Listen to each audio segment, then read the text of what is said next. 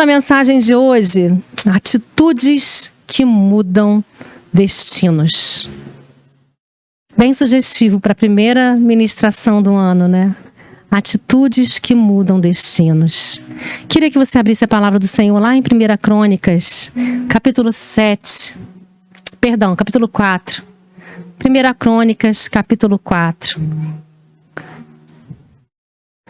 E aí você vai estranhar quando você abrir a palavra. Você vai falar assim: ué, pastora, texto estranho. Como o pastor Adriano falou aqui, a gente está com algumas grávidas. Esse livro é um livro que começa com muita genealogia. Então eu pensei assim: vai que alguém está com alguma dúvida, né? E quer mudar o nome do filho, quer trocar, né? Então tem muita sugestão aqui interessante, né? São 9 capítulos de sugestão, todos de genealogia. Mas brincadeiras à parte, capítulo 4, versículo 7 diz o seguinte: os filhos de Ela, ou Elá, Zerete, Izar e Etnã. Cós gerou Anube e Azobeba, e foi pai das famílias de Aarel, filho de Arum. Foi Jabez mais ilustre do que todos os seus irmãos. Sua mãe chamou-lhe Jabez, dizendo: porque com dores o dei à luz. Jabez invocou o Deus de Israel, dizendo: tomara que me abençoes e me alargue as fronteiras, que seja comigo a tua mão e me preserves do mal, de modo que não me sobrevenha aflição. E Deus lhe concedeu o que lhe tinha pedido. Quelube, irmão de Suá, gerou Meir. Este é o pai de Estom. Até aí. Então, do 7 ao 11. Como eu falei aqui, os capítulos 1 ao 9, eles são basicamente de genealogia. Você vai ver centenas de nomes. E essa genealogia, ela começa lá em Adão. E tem a ênfase na linhagem de Davi. 1 e 2 Crônicas, inicialmente, era um livro só. A tradição judaica fala que é um livro escrito por Esdras, o sacerdote. E Esdras escreveu num período pós-exílico. E qual era a intenção dele escrever crônicas? Relembrar ao povo quem eles eram. E para você relembrar alguém de quem ele é, você tem que falar assim: olha para trás. Quem é teu pai? Quem é teu avô?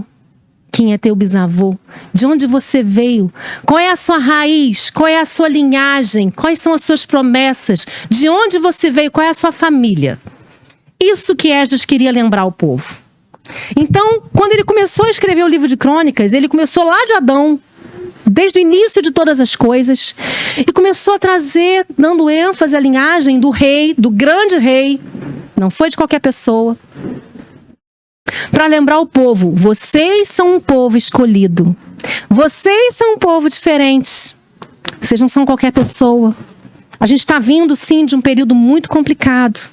Um período difícil, um período de perdas. Um período de destruição. Nossa cidade ficou desolada, né? Nosso templo ficou em ruínas. Mas vocês precisam se lembrar quem vocês são. Sabe, muitas vezes as pessoas se esquecem quem elas são. E porque se esquecem quem elas são, abandonam promessas importantes. Abandonam coisas importantes que o Senhor tem para elas. Porque simplesmente não lembram de quem elas são filhas, como elas são chamadas, de que família elas fazem parte. Por isso Esdras deu toda a ênfase aqui, né, nesse livro de Crônicas.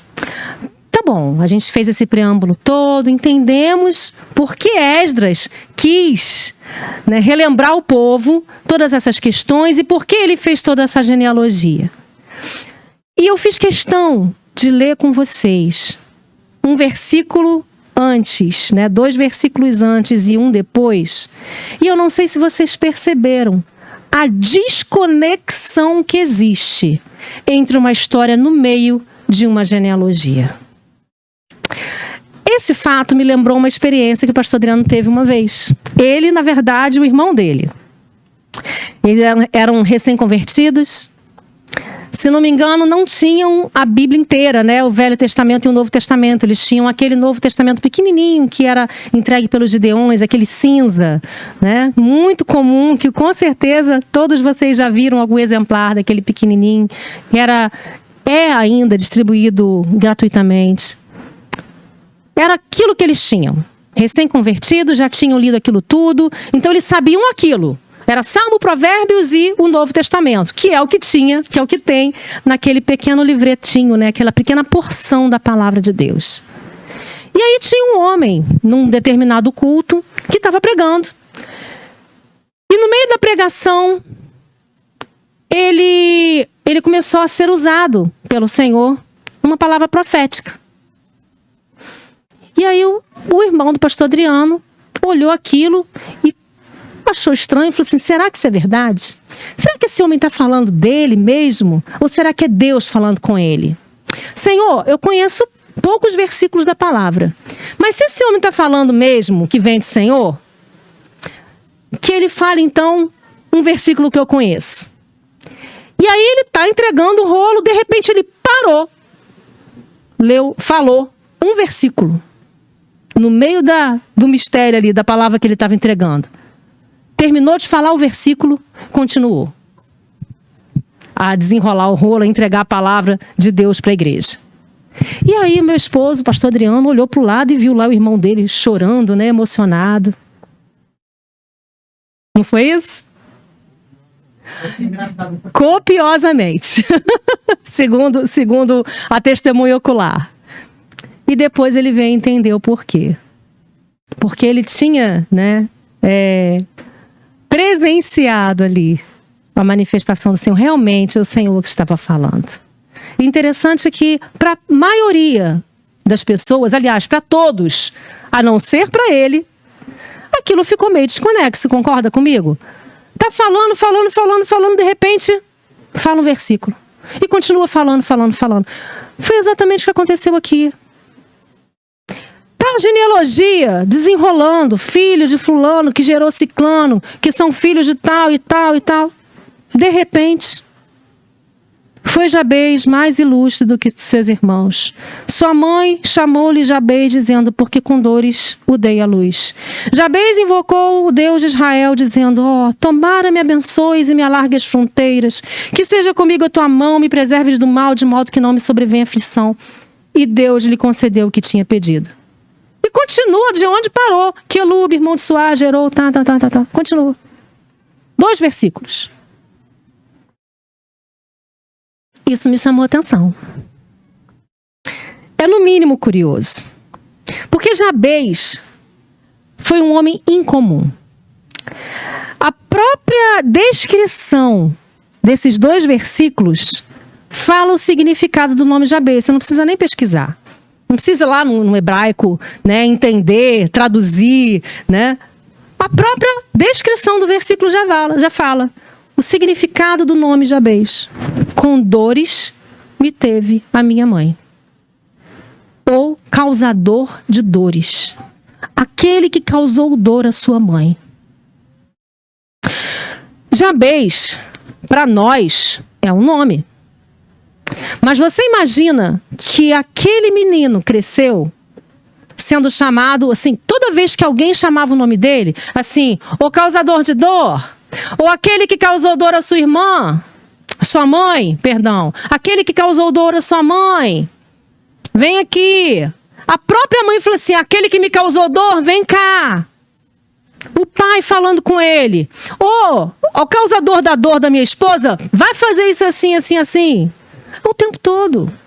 Ele cresceu com esse estigma. E para o judeu, querido, talvez para você, nem tanto. A gente vai aprendendo ao longo da caminhada. Mas para o judeu o nome, ele indica propósito, missão. Ele marca. Marca tanto que o nome do judeu, o nome de um bebezinho que nasce, só é dado no 8º dia, dos machos, dos meninos, né? No 8º dia que é o dia da circuncisão. Ele poderia nascer e olhar logo para a carinha dele, ou a mãe e o pai, enquanto estão grávidos, mesmo sem saber qual é o sexo do bebê. Ah, se for menina eu dou esse nome, se for menino eu dou esse nome. Não. Nasceu, olhou para a cara dele. Quantos relatos na Bíblia a gente não vê assim? Né? Vários relatos na Bíblia você vê assim. Quando nasceu, a mãe deu tal nome. Aí o pai foi lá e mudou porque achou uma justiça com o bebê, né? O caso de Benjamim, né? Foi assim. Era Benoni. E aí, não, né? Não vou colocar o nome Benoni, vou colocar o nome Benjamim. Então, a gente vê isso em vários momentos na palavra. Nomes são algo muito importante. Nomes são coisas que marcam. Tanto que Deus mudou o nome de pessoas na Bíblia.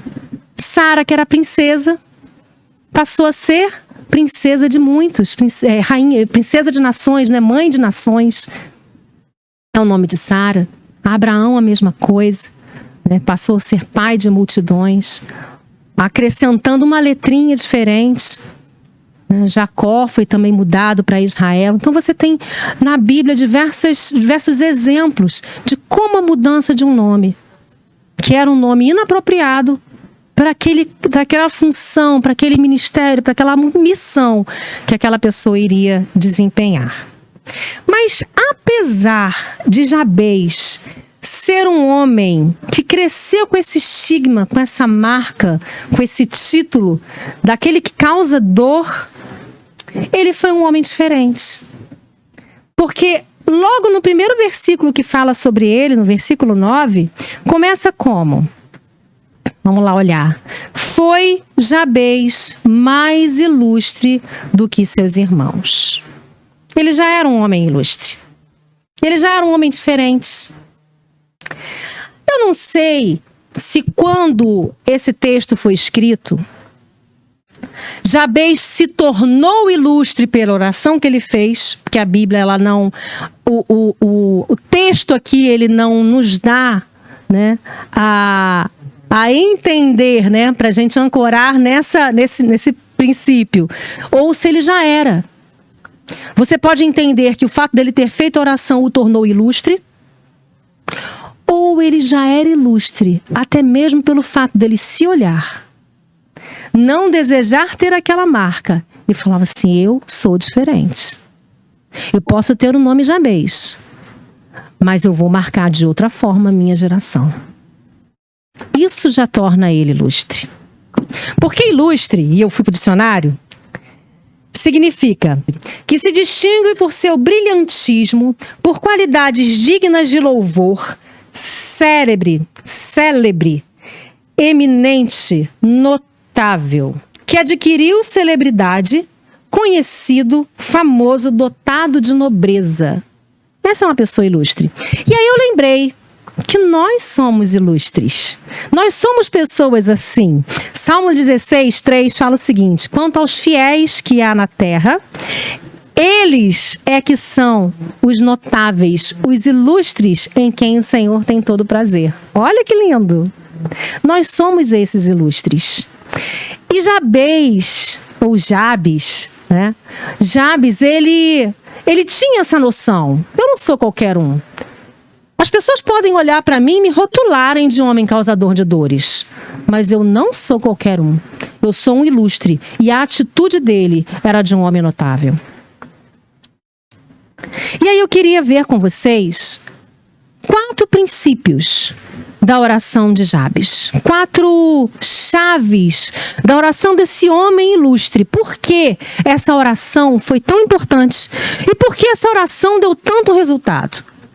Existe um livro com esse título, A Oração de Jabes. Eu, por muito tempo, em casa, eu mantinha esse versículo na parede. Eu gostava de colocar esse versículo ali, nessa oração. Essa oração especificamente.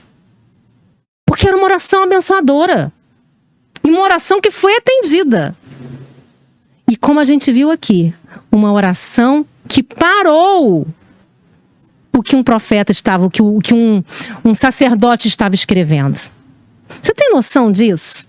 Que Esdras estava lá escrevendo a genealogia para poder deixar registrado para o povo. De repente, ele dá aquela freada, escreve 2 versículos sobre um homem que ele não conheceu pessoalmente, de uma época que eu não sei nem qual era, provavelmente da tribo de Judá, porque a genealogia que estava falando na hora era da tribo de Judá.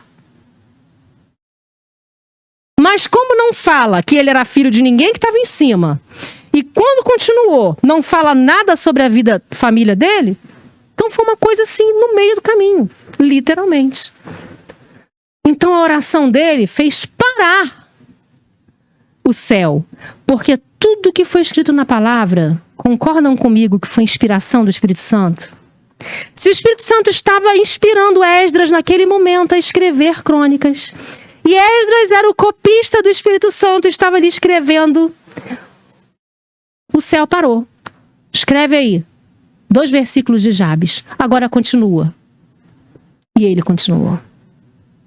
Então a oração de um homem fez parar uma genealogia, fez parar o céu. Então nós temos 4 princípios, 4 chaves da oração de Jabes. A primeira chave é a bênção. Ele pediu a bênção do Senhor. Ó, Senhor, tomara que o Senhor me abençoe. Tem outras traduções que falam, oxalá que Deus me abençoe. Né? Oxalá é tomara, né? Uma forma bem viva. Né? É um desejo de ser abençoado. O segundo é a ampliação. Ele tinha noção de que ele estava num lugar restrito. Ninguém pede uma ampliação do seu espaço se está confortável naquele lugar. Concorda comigo? Se eu estou confortável, eu vou pedir o que eu quero. Ele aqui falou de 4 coisas específicas. Então, eram 4 coisas que ele elegeu como para a vida dele sendo muito importantes. Se Deus chegasse diante de você e falasse assim, você tem 4 desejos, 4 pedidos. Pode fazer 4 pedidos. Você vai enumerar os 4 top da lista, né? Esse daqui era os 4 top de Jabes. Então a primeira foi a bênção, ele queria ser abençoado. Segundo, a ampliação do seu espaço, ele queria um espaço ampliado, ele estava se sentindo preso, acuado, restrito, limitado. Era assim que Jabes se sentia. Quarto, a gente vê aqui numa das chaves de Jabes nessa oração. Ele entendia que ele precisava ser submisso, porque ele pede para a mão do Senhor estar sobre ele. E não há como eu desejar que a mão do Senhor esteja sobre mim sem estar debaixo dela. E em quarto, a proteção. Me proteja do mal, de modo que não me aconteça nenhuma aflição. Então, olhando essas 4 chaves, aparentemente ele só faz uma oração pedindo coisas. Aparentemente, você olha aqui, não tem nenhuma contrapartida. Normalmente, quando você vê alguém fazendo um pacto com Deus, chamando a atenção, a atração do olhar de Deus, você vê uma contrapartida. Senhor, se o Senhor for comigo, eu vou fazer aquilo. Assim como Jacó fez quando deitou lá na pedra. Se o Senhor for comigo, me abençoares, né? Eu te servirei, de tudo darei o dízimo. Assim também foi a oração de Abraão. Então, normalmente tem uma contrapartida. Aqui, aparentemente, ele não prometeu nada ao Senhor. Vamos ver se ele não ia entrar com a parte dele nessas 4 chaves, né? Nessas 4 chaves da oração de Jabes. A primeira chave, que é a bênção, e aí eu recorro ao hebraico, porque bênção em hebraico é barar. Barar ou berá é abençoar. Barar é bênção, berar é abençoar. Daí que vem o nome Baruch, que é abençoado. E a mesma raiz de barar ou berar é berer. Berar, barar, tem a mesma raiz de berer. Você vê que são palavras muito semelhantes. E no hebraico, ainda mais que as vogais são pontos, e no hebraico bíblico você não vê nem a simbologia das vogais, fica mais semelhante ainda. E Berer significa joelho. Ou ajoelhar. Será que é coincidência a palavra bênção e a palavra ajoelhar ter a mesma raiz? Quase todas as letras iguais? Eu digo para você que não é. Porque aquele que se ajoelha, aquele que se humilha diante do Senhor, é automaticamente abençoado. E aí eu vejo aquele versículo que ele fala que ele resiste ao soberbo, mas dá graça aos humildes. Está lá em Tiago. Então vai a primeira chave para a gente. Para você alcançar a bênção, o favor do Senhor. Uma das coisas que eu desejei para a maioria das pessoas com as quais eu falei esse final de ano foi que a cada dia de 2022, e a gente colocou naquele videozinho que a gente mandou para vocês, que houvesse o favor do Senhor sobre a vida de vocês. Mas para que haja o favor, que é a bênção do Senhor, nós precisamos estar de joelhos, submissos diante do Senhor, assim como Jabes se colocou. Porque se esse homem notável entendia muito bem o que ele estava pedindo, e ele queria a bênção do Senhor, ele sabia que ele precisava se humilhar diante dele. Segunda coisa é a ampliação. Jabes, ele podia ter um nome que o estigmatizava e talvez para muitos o paralisassem. Tem muita gente que por muito menos fica paralisado. Não sai do lugar. Meu nome é assim, eu nasci aqui, e a minha vida é essa mesma, não tem para onde eu ir, eu tô apertado nesse lugar, e eu não tenho perspectiva, e eu vou morrer aqui mesmo. Tem muita gente, eu sei que vocês conhecem gente assim, que é pessimista ao extremo, que só vê as coisas negativas, que não olha solução, que só vê o lado ruim e o problema. Não consegue ver o lado bom. Não consegue ver a solução. Por mais que a solução esteja do lado dele, ele não consegue enxergar. Então, Jabes, que era um homem notável, e um homem notável é um homem diferenciado. Ele, por mais que estivesse ali, naquele lugar apertado, ele olhava para frente, ele olhava para o futuro, ele olhava para a ampliação, ele era um visionário. Então ele desejou ampliação. Senhor, amplia. Amplia os meus horizontes, amplia as minhas tendas, estende as minhas estacas mais longe. Foi esse o pedido dele. Ele não era limitado e não se conformava com a sua situação. E aí eu quero deixar para você bem claro uma coisa. A diferença entre ambição e ganância. Ganância é o desejo exacerbado de ter ou de receber mais do que os outros. Desejo exacerbado, quer dizer, além do normal, de ter ou de receber mais do que os outros. Num comparativo, ele quer ser o melhor. Não admite que outros sejam melhor do que ele. Então, quer sempre mais para medir força. E a ambição? Nós todos precisamos ser ambiciosos. Ambiciosos para as coisas certas. Porque a ambição é o anseio veemente de alcançar determinado objetivo, de obter sucesso, aspiração e pretensão. Nós não temos que ser ambiciosos? Uma das maiores ambições nossa é sobre o ministério. Que a igreja amplie, que a igreja cresça, que a igreja vá para um lugar diferenciado, que a igreja realmente seja esse lugar de redenção para muitos. Não é uma ambição, é um foco. É um objetivo de ampliação, de crescimento. E é isso que Jabes tinha. Jabes tinha um objetivo. Jabes tinha uma visão de futuro. Ele era ambicioso. Então, pensando nisso, ele não se conformava com o lugar de pequenez. Queridos, nunca se conformem, principalmente com relação à sua vida espiritual. Principalmente. Nós tivemos uma pessoa conosco aqui na virada do ano e ele lembrou uma das ministrações do pastor Adriano que falava sobre o rio de Deus, de Ezequiel. sobre as águas nos pés, as águas nos tornozelos, as águas nos joelhos, nos lombos. E quantos de nós, na nossa vida cristã, às vezes a gente se contenta com águas tão lá embaixo. Já está molhando o pé, já está refrescando, as águas do Espírito, eu já sei falar em língua, está tudo bem, está tranquilo.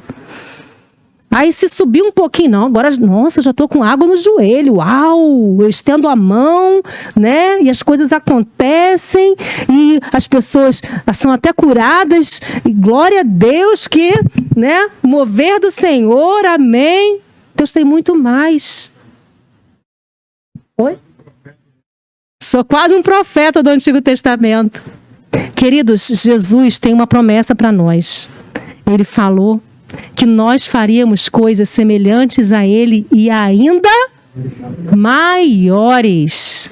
Então, meu querido, ressuscitar mortos é o mínimo para a gente. Estou errada? Se é maior, então a gente tem que fazer coisa que Jesus nem fez. Não sei o que é, não pergunta. Mas o céu é o limite. Literalmente. Então a gente não pode estar conformado, não. Minha vida espiritual tem como melhorar, sim. Eu tenho como melhorar, sim. Tem como crescer, sabe? Nadar no rio de Deus, deixar que Ele me leve. Então não se acomode. Pensa ao Senhor, Senhor, que o ano de 2022 seja um ano de ampliação das minhas estacas. Amplia não só, prosperidade é excelente, mas a prosperidade vai ser, em nome de Jesus, consequência do seu relacionamento com Deus. Porque Ele tem, sim, muitas coisas pra gente. Mas aonde está o nosso objetivo é que é a chave. O nosso objetivo tem que ser o céu, o reino. Buscar em primeiro o reino de Deus e a sua justiça e todas as demais coisas, elas serão acrescentadas. Fica tranquilo. Você não precisa correr atrás do vento. Como Salomão falou, né? Em Eclesiastes. Você não precisa correr atrás do vento. Que as bênçãos do Senhor vão te alcançar. Amém? A terceira chave é a submissão. Porque ele fala que a tua mão esteja sobre mim. E aí, sabe o que eu lembrei, quando eu li esse pedaço? Do patriarca. Os patriarcas, quando iam abençoar os seus filhos, ele colocava as mãos sobre a cabeça dos seus filhos. Ele estava pedindo, Deus, põe a tua mão sobre mim. Me abençoa com a tua mão sobre mim. Que a tua mão esteja sobre mim. Isso parece uma coisa muito óbvia e muito boa, muito legal. Legal, pastora. Eu também quero a bênção do Senhor sobre mim. E eu também quero a mão dele sobre mim. Mas você sabe que tem muita gente que não quer? Você sabe por quê? Porque a mão do Senhor sobre nós significa que a gente tem que estar debaixo da cobertura dele. E tem muita gente que quer comandar a sua própria vida. O que Jabez estava falando aqui é, Senhor, eu me submeto ao Senhor sobre mim. Que a tua mão me governe. Mão do Senhor sobre nós é a autoridade. Jabez aqui estava rendendo ao Senhor. Se rendendo debaixo da autoridade dele. E ele entendia submissão. E por último, proteção. Me proteja da aflição do mal. E aí eu lembrei da oração de Jesus. É exatamente assim que Jesus termina a sua oração. Não é? Me livre do mal. Nos livre do mal. E Jabez termina assim. Lá no versículo 10. Vamos voltar lá. Que a tua mão me preserve do mal, de modo que não me sobrevenha aflição. De modo que o mal não alcance. Aquele que habita no esconderijo do Altíssimo, a sombra, debaixo da sombra do Onipotente, descansará. Você quer descansar numa sombra tranquila? Habita no esconderijo do Altíssimo. Permita que a mão dele esteja sobre você. E assim você vai estar seguro. Tem muita gente que recita esse salmo. Falar que deixa ele aberto já é até redundância. Mas que recita Às vezes recita todos os dias como se fosse ali, sei lá, uma reza, uma reza gospel, não sei. Mas se você não estiver debaixo da sombra do Onipotente, se você não se colocar no esconderijo do Altíssimo, nada daquilo que vem dos versículos 2 em diante podem te alcançar. Porque tem um senão, né? Tem um C aí para você cumprir. Vai estar na rocha. Na rocha que é mais alta que nós. Na rocha que é Jesus. Escondidos no Senhor. Ali o mal não nos alcança. E o Senhor concedeu a Jabes, ou Jabes, tudo o que ele pediu. Uau! Simplesmente assim que termina os 2 versículos e toda a história. Fui procurar ver se tinha, porque a Bíblia tem outras genealogias. Não aparece esse homem em genealogia nenhuma. Tem uma cidade que aparece lá nesse mesmo livro de Crônicas, no capítulo 2, uma cidade chamada Jabes. Tem Jabes de Gileade, mas só homem numa genealogia com o nome de Jabes? Não tem. Então são esses 2 versículos que norteiam a vida de um homem, mas que marcam e nos trazem tanto ensinamento. Você não precisa fazer a oração de Jabes. Você pode fazer a sua oração. Quais são as coisas que você precisa? Não somente para o ano de 2022, mas que norteiem a sua vida. Porque isso aqui mudou, essa oração, né, são atitudes. Por que eu coloquei atitudes que mudam? Vou até voltar lá no título. Atitudes que mudam destinos. Você tem dúvida de que a atitude de Jabes em fazer essa oração mudou todo o destino da sua descendência? Porque o que é você ser filho de um homem que é estigmatizado pela dor? Mas o que é você ser filho de um homem que, apesar de ter sido estigmatizado pela dor, se sobressaiu e se tornou notável? Porque aí as pessoas vão falar assim, nossa, lá vai ao filho do homem notável, que causou até dor para sua mãe, mas que se tornou ilustre. Viu como é que as tendas dele se ampliaram? Vocês já repararam que o mal não alcança Jabes? Que Deus o abençoa em tudo que ele coloca as mãos?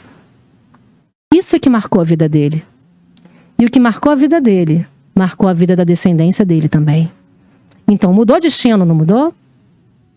Mudou. Às vezes nossas atitudes, não só nossas orações, podem mudar o destino da nossa família. E foi por isso que o Senhor me lembrou essa história de Jabes. Porque eu estava relembrando com a Júlia a palavra profética do Senhor sobre a igreja na virada do ano. Não sei quantos aqui conseguiram assistir a mensagem da virada que já está lá no YouTube, mas a palavra revelada foi que as atitudes que você tomar nesses 3 primeiros meses do ano, 90 dias, vão determinar seus próximos 5 anos. E eu vou repetir.